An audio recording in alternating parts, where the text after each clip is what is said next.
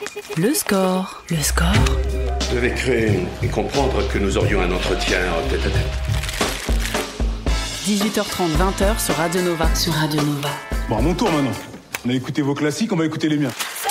Avec Charline Roux. Bienvenue dans le score sur Nova, au programme du jour, de la musique, de la conversation et de la sorcellerie, pas moyenâgeuse pour 3 sous. Expression qui contredit complètement le propos. C'est plutôt ambiance. Si on avait filé une baguette magique à Courtney Love, ça aurait donné quoi ? Le tout grâce à une autrice illustratrice aussi punk que brillante, aussi drôle qu'édifiante. Vous aimez la joie ? Vous consommez en grande quantité des livres de développement personnel ? Vous avez des petits mantras faits de positivité ? Brûlez-les, mon invité vous y aidera. Catégorie autobiographie ou presque, la vie est une corvée, peur de mourir mais flemme de vivre, ainsi qu'Instagram. Catégorie fiction, mais laisse vraiment Ernestine, une hilarante délinquante sociopathe de 9 ans, et En colis, publié chez Glénat, qui l'amène aujourd'hui. Bonjour Salomé Lahoche. Bonjour. Et merci de passer par ce studio. Ta nouvelle bande dessinée vient tout juste de sortir. Je l'ai lue avec délectation et j'ai ri en faisant du bruit, littéralement une hyène avec un livre dans les mains. Quels sont les premiers retours que toi tu as reçus ? Ma mère vient de m'envoyer un texto il y a 10 minutes pour me dire qu'elle avait bien aimé. Voilà. Ce qui est déjà bien. Ouais. Et non, sinon du coup elle est sortie hier et c'était un peu terrifiant parce qu'il y a en gros 3 personnes qui l'ont lu. Donc je me disais peut-être c'est de la merde et c'est le moment de révélation. Et pour l'instant, les retours que j'ai eus, personne n'a détesté, donc ça va. Voilà. Tu es du genre à lire toutes les critiques, à regarder les revues, ou tu t'arrives à t'en détacher une fois que l'œuvre est sortie ? Non, je m'en fous un peu, je suis pas trop à regarder les critiques. En plus, j'en ai pas des dizaines de milliers non plus. Mais c'est vrai que si j'avais reçu 150 messages d'inconnus qui me disent très déçus par ce nouveau livre, ça m'aurait quand même un peu affecté, je pense. Ouais. Bon, ça n'arrive que peu, j'imagine. Je sais pas encore. Ouais. L'avenir me le dira. Il y a une question rituelle dans cette émission. Quelle place prend la musique dans ta vie de tous les jours ? Je suis un peu boulimique de la musique. J'en écoute vraiment tout le temps. J'ai tout le temps mes écouteurs quand je marche, dans les transports, tout ça. À la maison, pareil, il y a toujours une enceinte allumée. Ouais. Voilà. Et quand tu travailles aussi ? Ou besoin de silence ? Quand je travaille, si, musique en boucle. La même musique en boucle, le même album en boucle, voilà. Et que ça brise un peu la loupe du temps, quoi. Ouais. On voit pas qu'il y a 4 heures qui passent parce qu'il y a 6 fois le même album qui est passé. Par exemple, en colis, t'écoutais quoi ? Alors en colis, j'ai un peu fait une exception. J'ai écouté beaucoup de musique, mais j'ai écouté des podcasts aussi, trucs que je faisais pas du tout avant parce que j'arrivais pas à me concentrer quand il y avait des gens qui parlaient. C'est soit je comprenais rien à ce qui se passait dans le podcast, soit je comprenais rien à mon dessin et tout. Donc j'ai beaucoup écouté les émissions de Blast, par exemple, pendant Colis. Ouais. Et sinon, j'ai beaucoup écouté pendant Colis Columbine, les Shins, notamment, là, c'est ceux dont je me rappelle. Ouais. Pitch Harvey. Des valeurs sûres. Voilà. Et pour démarrer, j'en ai choisi une autre. On écoute Lou Reed, Walk on the Wild Side. Le score sur Radio Nova. Lou Reed sur Nova, Walk on the Wild Side, un titre choisi pour Salomé Lahoche parce que Transformer fait partie de tes piliers, si je ne m'abuse. Ouais, carrément. Mon père, fan absolu du Velvet. Moi, l'album avec la banane, c'est un des premiers que j'ai acheté quand j'étais petite, quand j'avais genre 10 ans et que j'ai dû l'écouter 100 fois avant de me dire mais pourquoi les gens aiment bien et tout, et de comprendre. Et du coup, oui, Lou Reed, c'est bien le meilleur. Voilà. Et puis Walk on the Wild Side, je trouve que ça s'applique assez bien à ton œuvre de manière générale. Ouais. Oh, moi, je la trouve quand même assez gentille à ton œuvre, mais... Ouais. Pas que. Restons dans la musique. Dans ta nouvelle bande dessinée, En colis, publiée chez Glénat, on peut lire en exergue « It's better to burn out than to fade away », qui est extrait de « Hey Hey My My » de Neil Young, une chanson géniale, rendue tristement célèbre par la lettre d'adieu de Kurt Cobain. Pourquoi cette phrase en exergue ? Alors du coup, Neil Young et Kurt Cobain, 2 de mes idoles aussi, voilà. Et en fait, il y a un peu une sorte de métaphore dans la BD sur le réformisme et la révolution. Ouais. Et pour moi, cette phrase, elle parle aussi de ça. Elle parle de il vaut mieux tout casser d'un coup plutôt que essayer de grappiller des petits bouts, voilà. Et en fait, comme En colis est condamné à mort aussi, il y a aussi la question qui se pose de est-ce qu'elle préfère mourir lentement dans un monde de merde ou mourir tout de suite de manière flamboyante. En plus, elle a 27 ans. Voilà. Elle a 27 ans, voilà. Évidemment. L'encolie, c'est une fleur de la famille des renonculacées. Oui, j'ai fait quelques recherches et c'est désormais une sorcière mélancolique et nihiliste. C'est une héroïne que tu as imaginée il y a déjà quelques années.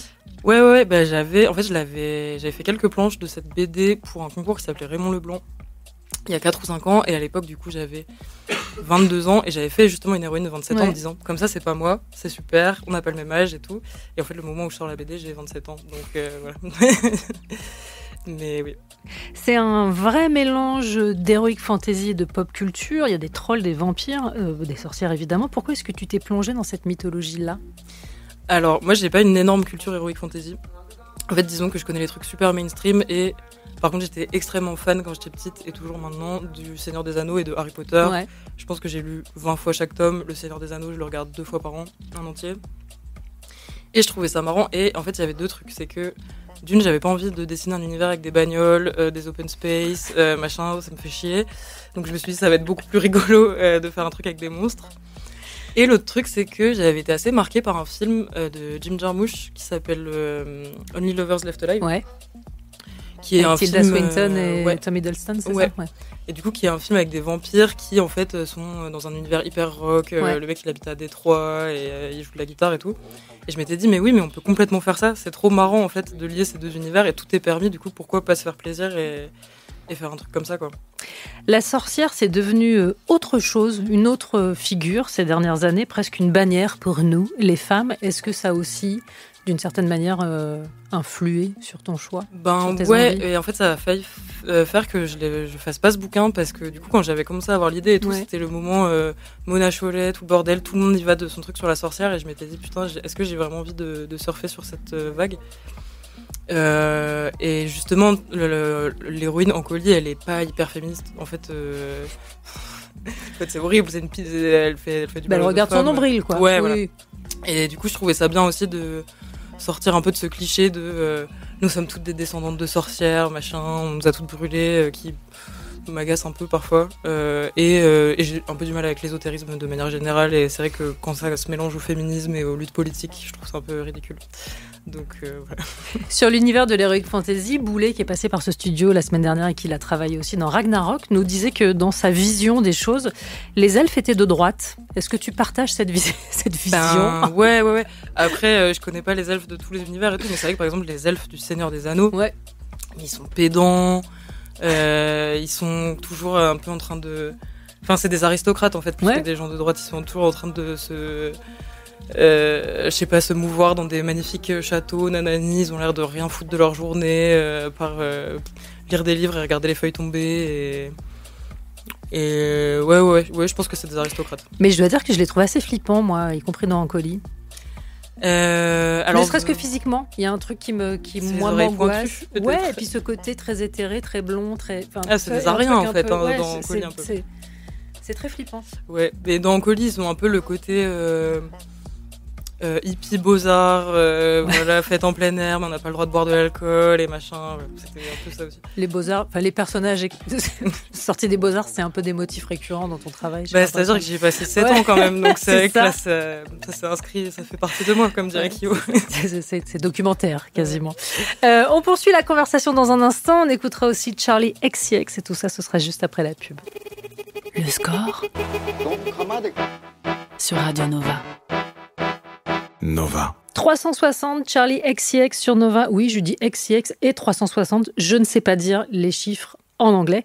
C'est un titre que j'ai choisi puisque sa musique est évoquée dans Ancoli, la nouvelle bande dessinée de Salomé Laoche, parue chez Glénat. Pourquoi cette ref à Charli XCX ? Je sais pas, je l'aime bien. Franchement, il y a un truc avec elle, je trouve, qui est que c'est une pop star, machin, mainstream, et en même temps, il y a une espèce de profondeur parfois dans ses paroles. Ouais. Genre là, sur l'album Brat, il y a une chanson qui s'appelle Girl So Confusing, qui parle d'une espèce d'amitié, un peu de jalousie toxique avec Lorde. Ouais. Et après, ils ont fait un remix ensemble, et en fait, les paroles sont vraiment incroyables, faut se pencher dessus. Et pour le son qui est par contre évoqué dans la BD, c'est un vieux truc de genre 2012 que j'ai découvert en regardant Girls. Une scène où Lena Dunham prend plein de coke en boîte. Et je trouvais que, je sais pas, il y avait ce côté rien à foutre, voilà, qui correspondait bien au moment de la BD en question.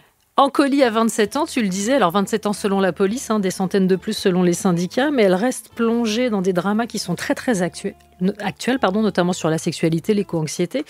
Notre capacité commune à déglinguer tout ce qu'on approche, tout ce qu'on touche. Ça t'amusait de confronter l'image passé-présent, ou est-ce que c'était aussi un moyen de prouver que l'histoire ne fait rien qu'à bégayer ? Ouais, il y avait un peu les deux. Déjà, le fait qu'elle ait des centaines d'années, ça permettait aussi d'amener une dimension d'ennui. En fait, elle répète tout le temps les mêmes conneries, machin, et on n'apprend jamais, même si on a 400 ans, on se comporte toujours comme si on en avait 18. Et oui, aussi une façon de dire, non seulement l'histoire bégaye, mais peut-être qu'elle s'empire. Voilà. Rien ne change, quoi. C'est un personnage, alors si on veut l'amener d'une version extrêmement positive, que je vais décrire comme très libre. Si on juge un peu, elle est quand même d'apparence très libre avec sa sexualité, avec le côté déglingue, avec la fête. En fait, c'est-à-dire qu'elle fait ce qu'elle veut à l'instant où elle a décidé de le faire. Mais en réalité, si on regarde de loin, c'est, on le disait, un personnage extrêmement égocentré et assez peu fréquentable. Ce qui est également un motif récurrent chez tes héroïnes. Oui. Et en fait, comme je disais tout à l'heure, j'ai commencé à écrire cette BD à 21-22 ans. Et en fait, elle se rapproche plus de la personne que j'étais à 18-20 ans que de celle que je suis maintenant. Mais oui, je pense que c'est forcément un peu les alter ego, un moyen d'exorciser les mauvaises pulsions qu'on a, quoi. Oui, puis il y a aussi... Et puis c'est plus rigolo aussi à faire. On nous a tellement demandé collectivement, les femmes, d'être exemplaires, d'être des femmes fortes, que j'ai l'impression qu'il y a de plus en plus ce message-là qui passe chez les autrices, qui est « laissez-nous aussi être faillibles, en fait, on n'est pas obligé de tout être des Wonder Woman, quoi ». Ouais, carrément, je pense qu'il y a de ça. Et du coup, ça fait du bien de voir des personnages imparfaits. Bon, et là, comme il y a un peu une histoire de rédemption en plus, ça aidait qu'à la base, elle soit pas parfaite. Sinon, ça aurait été juste une première de la classe. Sauve le monde et c'est pénible pour tout le monde. Oui, parce que le livre est presque scindé en deux parties. Il y a une première partie où c'est la présentation de l'héroïne, de son univers, de ses amis et de son monde. Et puis après, il y a une quête initiatique. Ouais. Est-ce qu'on est encore aussi un peu dans le registre du, même si elle a 27 ans, coming of age story ? Peut-être, il y a une histoire de... J'ai entendu une phrase il n'y a pas très longtemps, je ne sais plus qui l'a dit, le passage à l'âge adulte, c'est accepter qu'on va mourir, un truc comme ça. Ouais. Donc là, c'est un peu l'inverse qui se passe, c'est finalement, en voulant surtout pas mourir, qu'elle se bouge le cul. Mais oui, il y a un truc comme ça quand même de transition entre l'adolescence et l'âge adulte, je pense, qui était aussi un peu l'âge dans lequel j'étais ces dernières années. Quoi. Donc forcément, ça m'a traversé. Oui, parce que je ne l'ai pas précisé, tu as 27 ans, hein, vraiment. Si on l'a précisé de multiples reprises, mais tu es quand même ce qu'on appelle une autrice très très précoce. Pas tant, hein. Franchement, là, je vois déjà des gens, Maëlle Réa, 24 ans, son 4e livre et tout, je me dis, putain. Je reformule plus vieille, en fait. Putain, mais là, je suis bonne à jeter. Hein. Le cynisme et les contradictions, est-ce que c'est un bon moteur narratif ? Ouais, à fond. Après, moi, j'ai pas l'impression que ce livre en particulier, je trouve qu'il est pas du tout cynique. Parce qu'il y a plutôt un message d'espoir un peu premier degré. Donc j'ai pas l'impression que ce soit cynique. Mais par contre, les contradictions, oui, c'est là-dedans qu'il faut aller creuser. C'est là que c'est intéressant. Que ce soit, mais en fait, dans la vie de tous les jours, dans le travail, dans les discussions. Je pense qu'il y a... Ouais. Est-il exact que, y compris sur des œuvres longues, tu travailles sans storyboard ? C'est tout à fait exact, ouais. En gros, je fais... je passe pas mal de temps... Ça me sidère, moi. Je n'ai pas une pensée très articulée. Mais... Non, mais en fait, je passe quand même beaucoup de temps à penser à l'histoire, machin. Au début, j'ai une toute petite piste, et puis ça a grossi comme une boule de neige et tout ça. Je finis par jeter des idées que j'avais eues. Et voilà, j'y pense un peu tout le temps, comme ça, en arrière-plan. Donc j'ai quand même une trame, mais je préfère me laisser en fait la liberté de... Parce que je sais que c'est un peu long la BD. Là j'ai fait les premières planches il y a 5 ans. Heureusement que j'ai pas fait tout le storyboard parce que y a des blagues, peut-être je les aurais trouvées cons. Ou même en fait les idées elles me viennent beaucoup en dessinant d'une case sur l'autre, quoi. Donc voilà, donc je fais à chaque fois une planche hyper brouillon, hyper mal faite, qu'ensuite j'encre proprement, puis ensuite je me mets à la suivante et ainsi de suite. On poursuit la conversation dans un instant. Nouvelle pause musicale. On écoute Cat Power avec Rune. Le score sur Nova, sur Radio Nova. Avec Charline Roux. Cat Power sur Nova avec Rune. Encore un titre choisi pour Salomé Laoche, venue nous parler d'Ancoly, sa nouvelle héroïne, dont la grande aventure est publiée chez Glénat. Je me suis pas trompée sur Cat Power.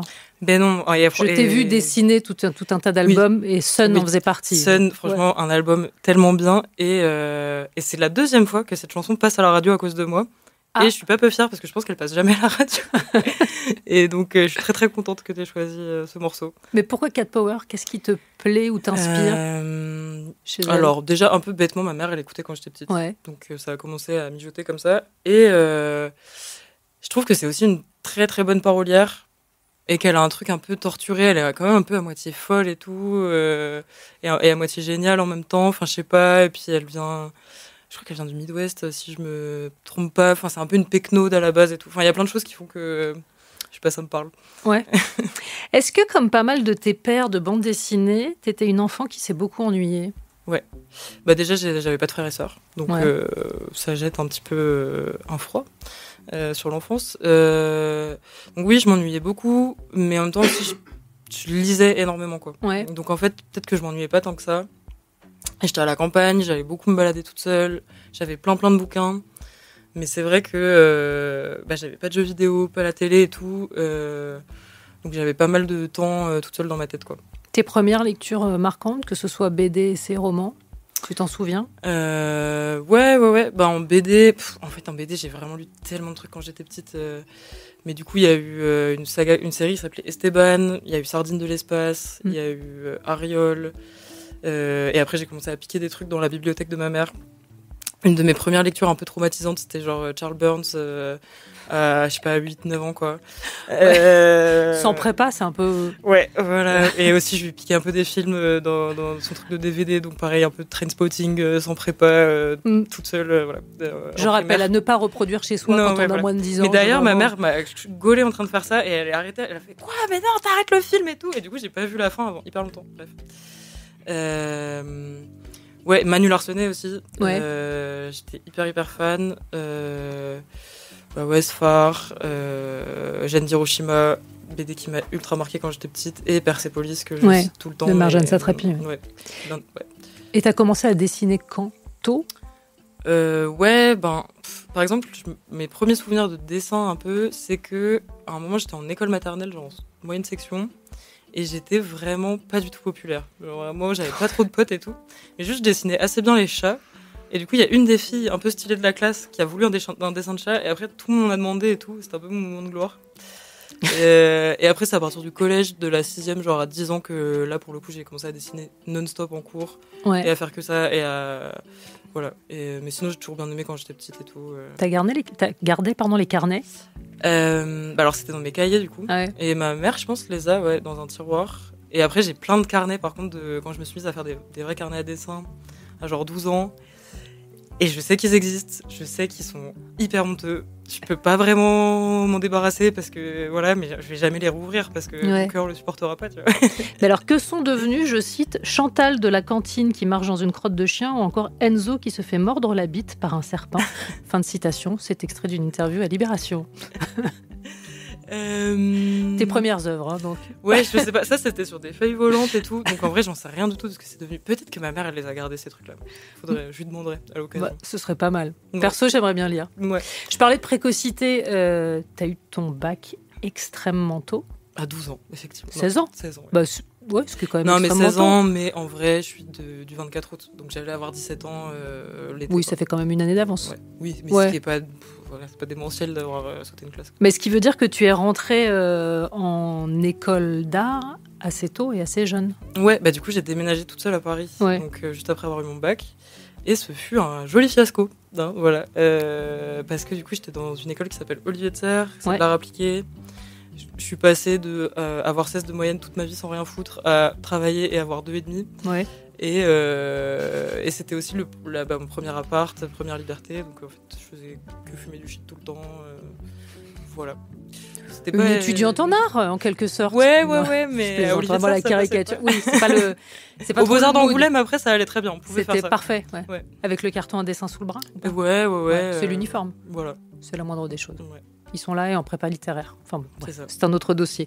On continue de revenir sur tes œuvres dans un instant, et pour l'instant, on écoute Doechii avec Anxiety. Le score sur Radio Nova.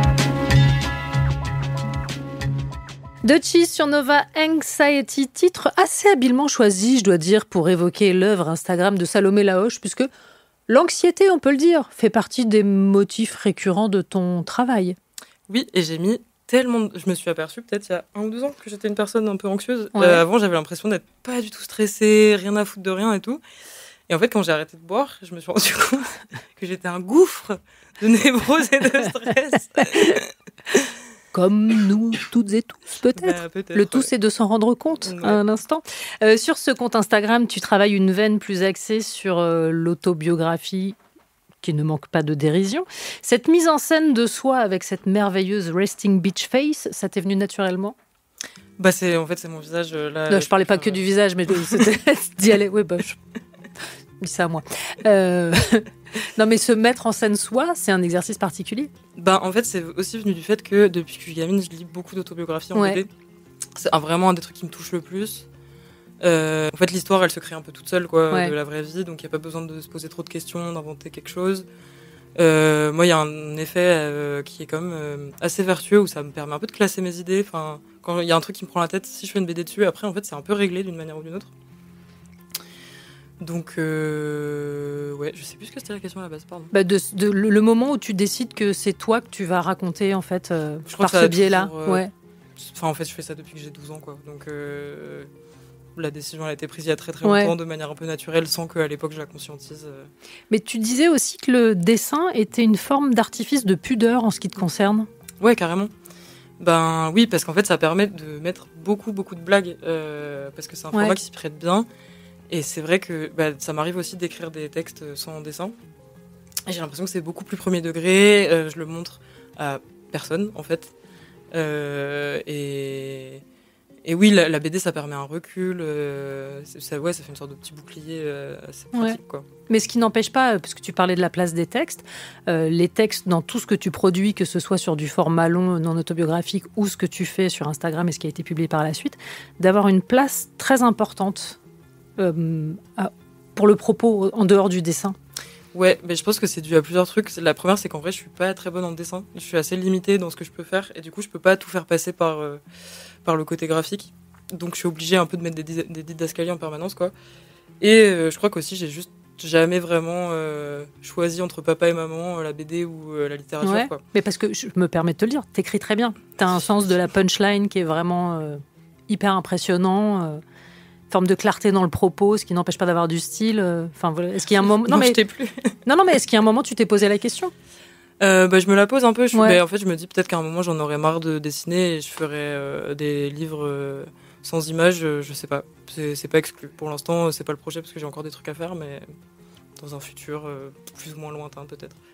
Est-ce que parler de soi, c'est parler du monde, qui plus est quand on aime a priori ni l'un ni l'autre ? Alors parler de soi, c'est en tout cas parler de tout le monde. Parce que c'est ça, je m'en suis rendu compte du coup en mettant des trucs sur Instagram, c'est que j'avais l'impression d'être une personne très très originale, et 90% des messages et des commentaires que j'ai, c'est putain mais on est la même personne, c'est ouf. Oui. Donc c'est avec l'infiniment petit de son nombril qu'on peut parler de l'expérience commune.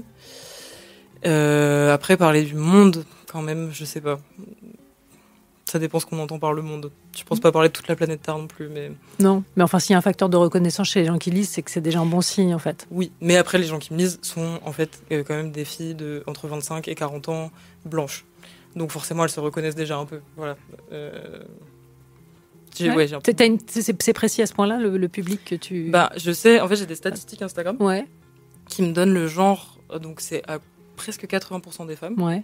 Et qui me donne l'âge, donc c'est tranche 25-35 ou plus âgé, mais rarement plus jeune. Et après la couleur de peau, ça y a pas de statistiques, mais je le vois en dédicace. Voilà. Je demande à tout le monde c'est quoi ton métier, nanani, et tout le monde a fait au moins 3 ans d'études et est blanc, quoi. 25-35 ans, c'est un facteur que moi je trouve extrêmement rassurant. C'est-à-dire que si les jeunes femmes réagissent et se reconnaissent en toi, je trouve ça extrêmement rassurant, je dois dire. Voilà, juste après c'est... Je sais pas trop pourquoi, je vais décider que c'est un compliment. Oui, évidemment. Non, sinon je serais terrorisée à l'idée de te recevoir. On marque une courte pause publicitaire, on se retrouve juste après. Le score sur Nova. Charline Roux. Nova.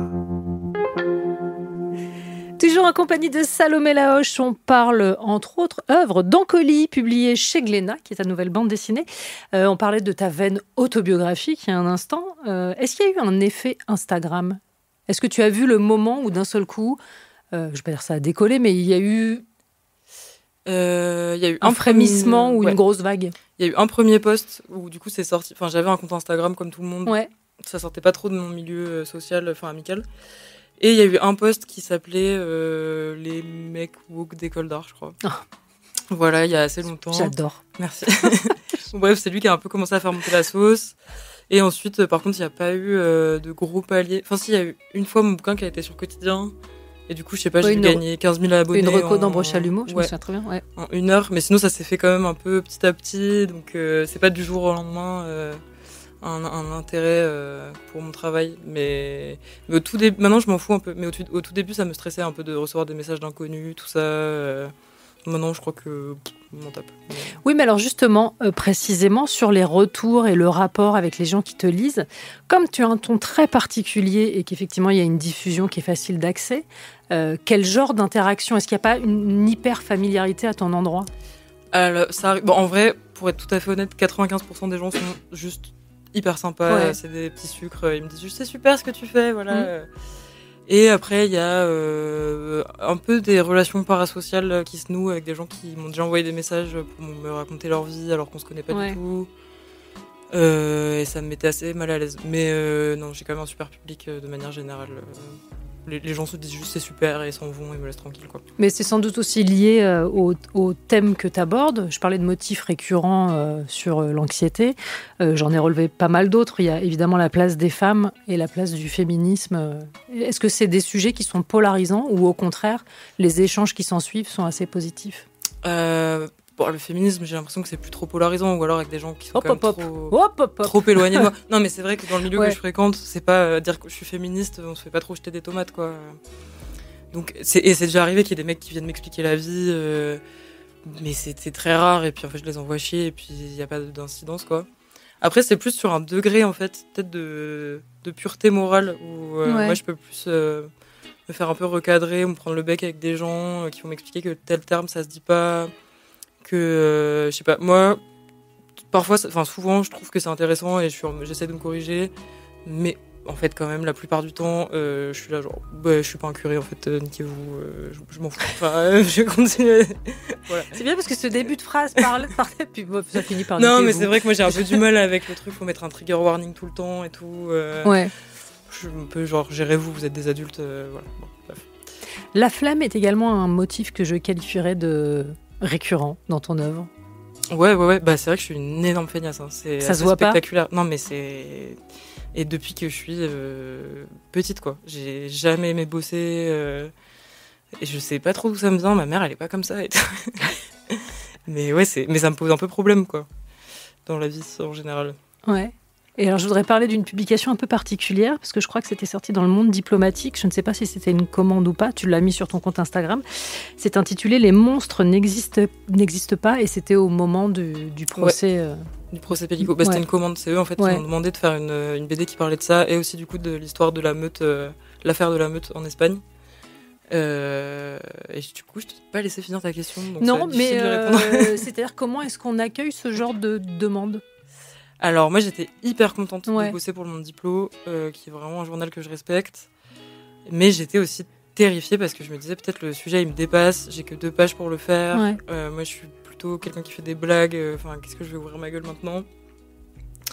Et en fait je suis super contente de ce que j'ai fait, c'est peut-être le truc dont je suis le plus fière que j'ai fait cette année, franchement.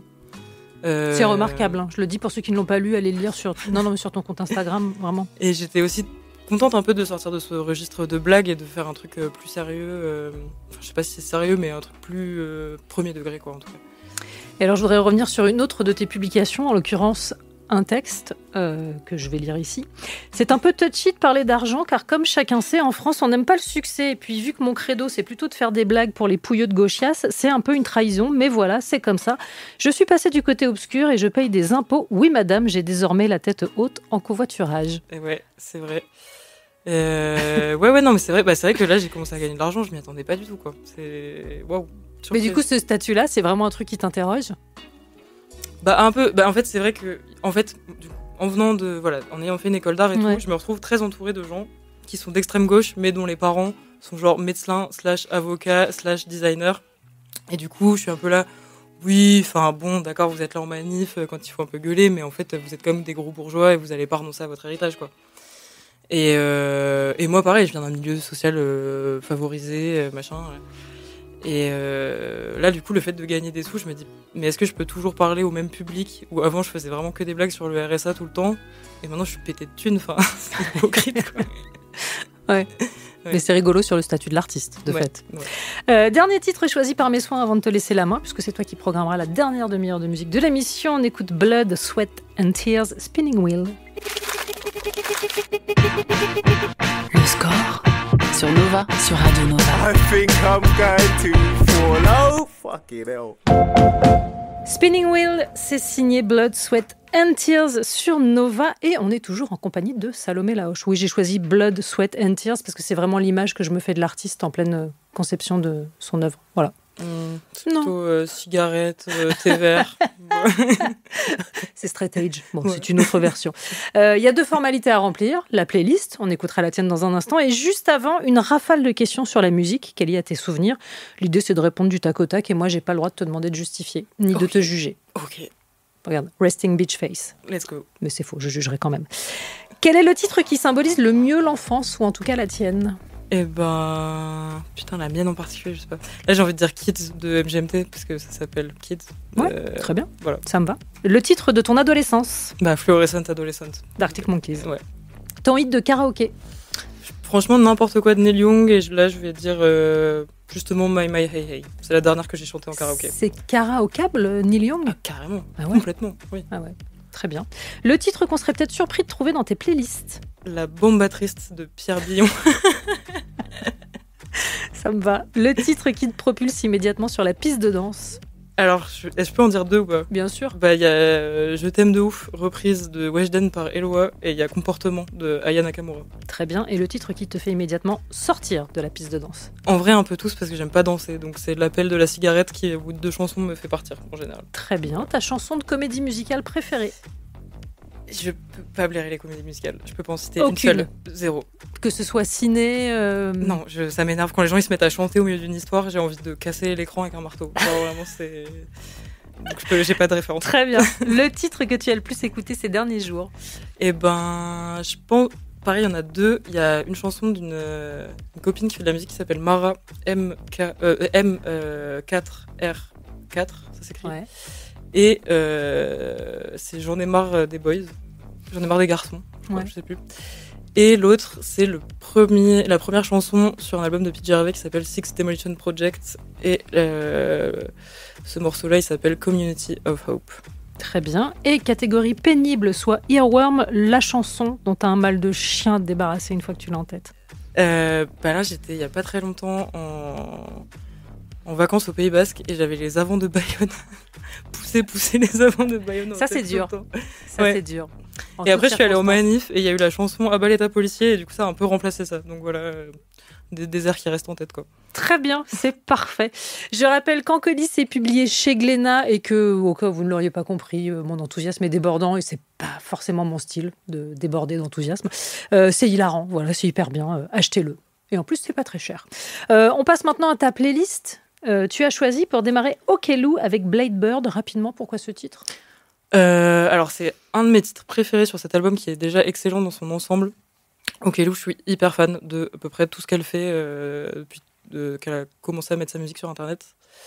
Et là, je sais pas, il a un côté guitare acoustique, un peu mélancolique et tout, qui me plaît bien. Pareil, les paroles, elles sont super. Voilà. MGMT pour clore le score dédié à Salomé Laoche. Merci 1000 fois d'être passé par ce studio. C'était un grand plaisir. Non, c'est mon plaisir. Oh non, j'insiste. Non, c'est moi, j'insiste, vraiment. Il est 20h, il est grand temps de retrouver David Blo et le Nova Club.